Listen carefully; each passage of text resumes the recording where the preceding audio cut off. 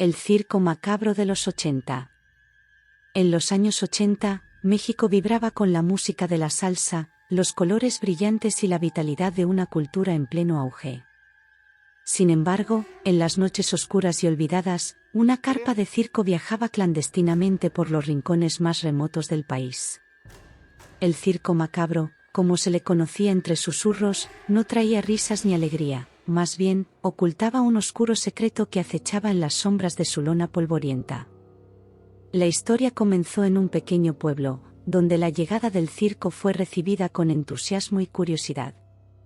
Pero detrás de la fachada de payasos sonrientes y acróbatas, se escondía un macabro espectáculo que se nutría de los inocentes. Los niños del pueblo comenzaron a desaparecer misteriosamente. Las autoridades, inicialmente incrédulas, no tardaron en notar un patrón. Cada vez que el circo macabro se presentaba, las familias lloraban la pérdida de sus pequeños. Aterrorizados, los padres instaron a las autoridades a actuar, pero el circo desaparecía antes de que pudieran tomar medidas. Un periodista local, Roberto Mendoza, decidió investigar el enigma. Adentrándose en el submundo del circo macabro, descubrió una red de conspiraciones sobrenaturales. La carpa, en realidad, era un portal entre mundos, y los niños eran ofrendas para un ser oscuro que se alimentaba de la pureza infantil. Roberto, obsesionado con la verdad, se infiltró en el circo. Bajo la lona, descubrió pasillos secretos que conducían a dimensiones insondables. Las sombras danzaban en las paredes, susurros fantasmales llenaban el aire y los ojos inhumanos lo observaban desde la penumbra. En una noche lluviosa, durante la presentación del circo macabro, Roberto presenció el ritual. Los niños, atrapados en una especie de trance, eran llevados al centro de la carpa, donde un ser monstruoso se alimentaba de su inocencia. Horrorizado, Roberto sabía que tenía que detener esta pesadilla. En su búsqueda por una salida, descubrió una habitación secreta. Libros antiguos, pergaminos y símbolos extraños adornaban las paredes. El circo era más que un simple entretenimiento, era un culto que veneraba a un ser ancestral.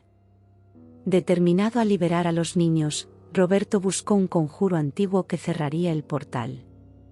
La noche se volvió caótica cuando el circo tembló ante el intento de cerrar la brecha entre los mundos. Sombras furiosas se retorcían y la carpa resonaba con gritos sobrenaturales. En el clímax de la confrontación, el ser monstruoso emergió, una criatura de pesadilla alimentada por los miedos más profundos de los niños. Con valentía, Roberto recitó el conjuro. La energía liberada purgó el circo, desgarrando la tela entre los mundos. La criatura huyó en agonía, y las sombras se disiparon. Los niños, liberados de su trance, fueron devueltos a sus familias, pero el precio había sido alto. El circo macabro, una vez imparable, se desvaneció en la oscuridad, dejando tras de sí una leyenda susurrada en las noches tormentosas.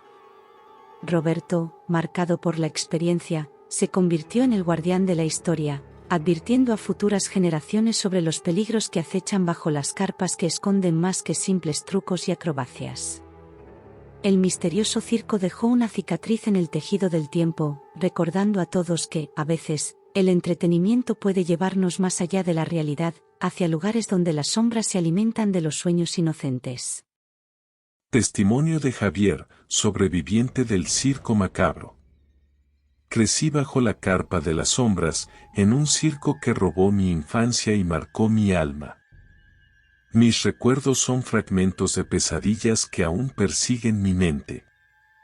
La primera vez que vi el circo macabro, sus luces parpadeantes y risas distorsionadas prometían un espectáculo mágico. Pero tras la carpa, la magia se convertía en horror.